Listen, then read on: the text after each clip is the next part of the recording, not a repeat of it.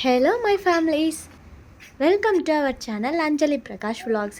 இன்றைக்கி இந்த விலாக் வந்து கொஞ்சம் உங்களுக்கு நல்லாவே இன்ட்ரெஸ்டிங்காகவும் இருக்கும். புதிய விஷயம்லாம் ஷேர் பண்ணலாம்னு சொல்லி நினைக்கிறேன். ஸோ மிஸ் பண்ணாமல் எண்ட் வரைக்கும் பாருங்கள். என் வீடியோஸ் வந்து நீங்கள் ஃபர்ஸ்ட் டைம் பார்க்குறதா இருந்தால் சப்ஸ்கிரைப் பண்ணிவிட்டு பாருங்கள். கூடவே பெல் ஐக்கானை ப்ரெஸ் பண்ணிக்கோங்க. அப்போ தான் நான் எப்போல்லாம் வீடியோஸ் போடுறேன்னா அப்போல்லாம் உங்களுக்கு நோட்டிஃபிகேஷன் வரும். எனக்கு வந்து நைட் இல்லைனா ஈவினிங் போல் தான் மாவாட்டினா அது வந்து இட்லி ஊற்றும் போது அது நல்லா ப்ளஃபியாகவும் இருக்கிற மாதிரி ஒரு ஃபீல் இருக்கும்.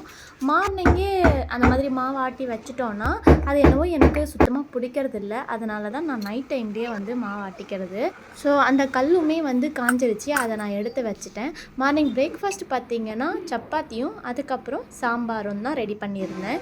சப்பாத்தி ப்ளஃபியாக வர்றதுக்கு மாவில் கொஞ்சமாக ஆயில் அதுக்கப்புறமா கொஞ்சமாக சால்ட் போட்டு நல்லா பிசைஞ்சு ஒரு 5 மினிட்ஸ் அப்படியே விட்டுட்டிங்கன்னா அது ரொம்ப சாஃப்டாக இருக்கும். மாவு நீங்கள் தொடும்போது அந்த ஃபீல் தெரியும். நீங்கள் இந்த மாதிரி செய்யும்போது 2 டேஸ் ஆனாலுமே அந்த சப்பாத்தி வந்து சாஃப்டாக தான் இருக்கும்.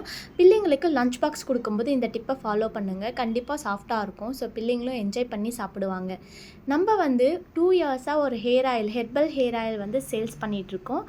லக்கீஸ் ஹோம்மேட் ஹெர்பல் ஹேர் ஆயில்னு சொல்லிட்டு சேல்ஸ் பண்ணிகிட்ருக்கோம். நல்லாவே ரீச் இருக்குது.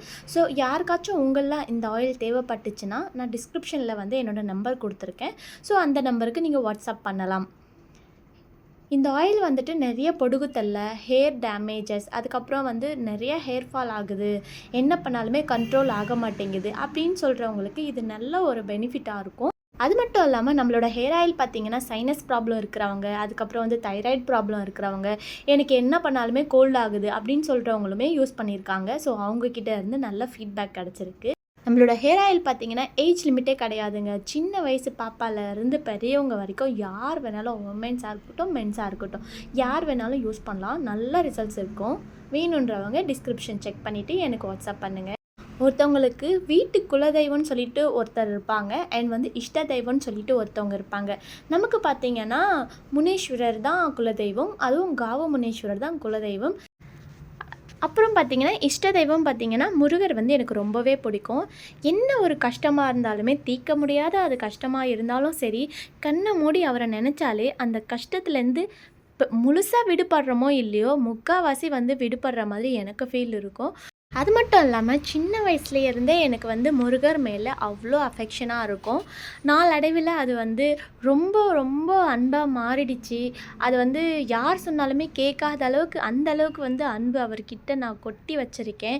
கண்டிப்பாக அவர் வந்து என்னை மகளாக ஏற்றிட்டுருப்பாருன்னு நான் நினைக்கிறேன். நிறைய விஷயங்க சொல்கிறதுக்கு 1 2 கிடையாது. என் லைஃப்பில் நிறைய விஷயங்கள் இவரால் நடந்திருக்கு. கண்டிப்பாக நீங்களுமே வந்து அந்த மாதிரி ரியலைஸ் ஆகியிருந்தால் கண்டிப்பாக எனக்கு கமெண்ட்ஸில் சொல்லுங்கள். அது மட்டும் இல்லாமல் இஷ்ட தெய்வன்றதை விட குலதெய்வம் மனசு வச்சா தான் எது வேணாலுமே நடக்கும் அப்படின்னு சொல்லுவாங்க. ஸோ அதுவும் உண்மை தான். குலதெய்வத்தை எப்பயுமே மறந்துடாதீங்க. அவங்களையுமே நம்ம வந்து விளக்கேற்றி வழிபாடு செய்யணும். அதுக்கப்புறமா நெக்ஸ்ட் வந்து இஷ்ட தெய்வம் யாராக இருந்தாலுமே அவங்களுக்குமே நம்ம வந்து வழிபாடு செய்யலாம். இது என்னோட கருத்து. க்ராசரி எல்லாம் காலி ஆகிடுச்சு. ஸோ அதெல்லாம் ரீஃபில் பண்ணலான்னு சொல்லிவிட்டு நான் கொஞ்சம் இருக்கிறதையெல்லாம் வச்சு ரீஃபில் பண்ணிகிட்ருக்கேன். நிறைய வந்து வாங்க மாட்டோம். எதெல்லாம் தீர்ந்து போதோ அதை வந்து மறுபடியும் வாங்கி ரீஃபில் பண்ணி வச்சுப்பேன்.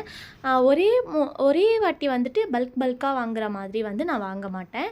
எதெல்லாம் இல்லையோ அதை மட்டும் லிஸ்ட் எடுத்துக்கிட்டு அதை வாங்கி வச்சுப்பேன். மீதி வந்து தீர்ந்துட்டால் மறுபடியும் லிஸ்ட் எடுத்து அந்த மாதிரி வாங்கி வச்சுக்கிறது தான் என்னோடய கிச்சனில் இருக்கிற எல்லாமே. லைட்டாக கவுண்டர் டாப் மட்டும் க்ளீன் பண்ணலான்னு சொல்லிட்டு நினச்சேன். அங்கே தான் ஸ்டார்ட் பண்ணேன். ஆனால் வந்து கொஞ்சம் கொஞ்சமாக கை வந்து மேலேயும் போயிடுச்சு.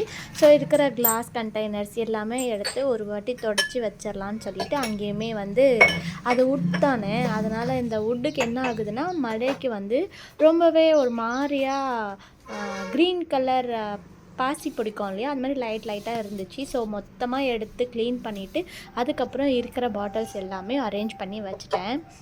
எங்களோட வீடு வந்து ரோட் ஃபேஸ் பண்ண மாதிரி இருக்கும். ஸோ கொஞ்சம் டஸ்ட் இல்லை, ரொம்பவே டஸ்ட் வந்துகிட்டே இருக்கும். அப்பப்போ க்ளீன் பண்ணால் தான் உண்டு, இல்லைன்னா மொத்தமாகவே வச்சு செஞ்சிடும். ஸோ ரோடுன்றதுனால ஃபுல்லாக டஸ்ட் வந்து வந்துகிட்டே இருக்கும். ரோடு பக்கத்தில் வீடு இருக்கிறவங்களுக்கு கண்டிப்பாக என்னோடய கஷ்டம் தெரியும்னு நினைக்கிறேன். அதனால் அப்பப்போ க்ளீன் பண்ணிகிட்டே தான் இருப்பேன். ஸோ அப்போ தான் பார்க்க கொஞ்சமாச்சும் நீட்டாக இருக்கும். அதனால தான் மார்னிங்கே எல்லா ஒர்க்கும் கம்ப்ளீட் பண்ணிவிட்டு கையோட கிச்சன் கவுண்டர் டாப்புமே க்ளீன் பண்ணிட்டேன். என்னோடய கவுண்டர் டாப் எப்படி இருக்குன்னு சொல்லிட்டு மறக்காமல் கமெண்ட்ஸில் சொல்லுங்கள். இந்த வீடியோ பிடிச்சிருந்தா ஒரு லைக் பண்ணிக்கோங்க. வந்து வேறு என்ன மாதிரி வந்து வீடியோ போடலாம் அப்படிங்கிறதையும் நீங்கள் வந்து கமெண்டில் சொல்லுங்கள். அது மட்டும் இல்லாமல் நான் என்ன தான் வீடியோ ரொம்ப எஃபோர்ட் எடுத்து போட்டாலுமே வந்து அந்தளவுக்கு வியூஸ் வந்து போகலை. இதில் என்ன ப்ராப்ளம், வந்து யார் என்ன பண்ணுறாங்க, எப்படி பண்ணால் வீடியோஸ் போகும் அப்படின்ற ஐடியாஸ் யாராச்சும் இருந்துச்சுன்னா, அந்த ஐடியாஸ் இருக்கிறவங்க இந்த வீடியோஸ் பார்க்குறீங்க கண்டிப்பாக வந்து எனக்கு கமெண்ட் பண்ணுங்கள். காய்கறி வாங்கிட்டு வந்திருந்தேன். ஸோ இந்த காய்கறி எல்லாம் எடுத்து ரீஃபில் பண்ணி வச்சிடலாம். நான் காய்கறி வந்து ஒரு 3 to 4 டேஸ் வர மாதிரி தான் வாங்குவேன். ஏன்னா சின்ன பசங்க இருக்கிறதுனால நம்ம அடிக்கடி வந்து காய்கறி மார்க்கெட்டுக்கு போயிட்டு வாங்கிட்டு இருக்க முடியாது. அதனால் 3 to 4 டேஸ் வர மாதிரி தான் வாங்குவேன். ஸோ எனக்கு வந்து 4ன்றது ஒரு 5 டேஸ் கூட தாங்கும். ஏன்னா நம்ம டிஃபன் அந்த மாதிரியெல்லாம் வந்து செய்வோம் இல்லையா? ஸோ அதுக்கு வந்து கொஞ்சம் அட்ஜஸ்டபிள் ஆகிடும். நான் வந்து 700 எடுத்துகிட்டு போனேங்க வெஜிடபிள் மார்க்கெட்டுக்கு. திருப்பி வரும்போது ஒரு 120 என்னமோ தான் மிச்சமாக இருந்தது.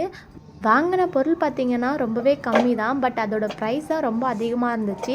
அது மட்டும் இல்லாமல் இப்போ மழை வேறு பெழிஞ்சிட்டே இருக்கு இல்லையா? அதனால தான் ரேட் வந்து அதிகமாக இருக்குது. 1 கிலோ பீன்ஸே வந்து 100 ரூபா சொல்கிறாங்க. 1 கிலோ கேரட்டும் 100 ரூபா சொல்கிறாங்க. ஸோ என்ன பண்ணுறது, ரேட்டு ஏற்றினாலுமே நம்ம அதை வந்து சமைக்காமல் இருக்க முடியாது. அதனால் எல்லாத்துலேயுமே கொஞ்சம் கொஞ்சமாக சொல்லி வாங்கிட்டு வந்திருந்தேன். ஸோ வாங்கின கையோடவே எல்லாத்தையும் நீட்டாக வந்து தொடச்சிட்டு நான் ஃபில் பண்ணி வச்சுக்கிறேன். அப்போ தான் வந்து எனக்கு 3 to 4 டேஸ் வரும். இந்த ஃப்ரூட்ஸ் பார்த்திங்கன்னா ஒரு 450 470 அந்த மாதிரி ஆச்சு எனக்கு. நான் எல்லாமே 1/2 kg தான் வாங்கியிருந்தேன். அதுக்கே வந்து அவ்வளோ ரேட் ஆச்சு. ஃப்ரூட்ஸ் வீட்டில் இருக்கும்போது கண்டிப்பாக சாப்பிட்ணுன்னு சொல்லிட்டு மைண்டே இருக்காதுங்க எனக்கு. ஆனால் ஃப்ரூட்ஸ் இல்லாத போது இந்த ஃப்ரூட் இருந்தால் நல்லா இருந்திருக்கும்ல சாப்பிட்றதுக்கு, அந்த மாதிரி சம்டைம்ஸ் கிரேவிங்ஸாக இருக்கும். ஸோ உங்களில் எத்தனை பேருக்கு இந்த மாதிரி இருக்குதுன்னு சொல்லி சொல்லுங்கள். வந்து வீடியோ எண்டுக்கு வந்தாச்சு. இந்த வீடியோ பிடிச்சிருந்தா ஒரு லைக் பண்ணிக்கோங்க. நெக்ஸ்ட் இன்ட்ரெஸ்டிங்கான வீடியோவில் பார்க்கலாம். அது வரைக்கும் பாய். தேங்க்யூ ஃபார் வாட்சிங்.